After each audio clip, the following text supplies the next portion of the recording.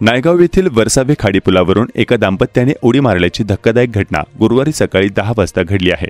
स्थानिक पोलिसांनी दिलेल्या माहितीनुसार या घटनेत पतीला वाचवण्यात यश आले, तर पत्नीचा शोध अद्यापही सुरू आहे।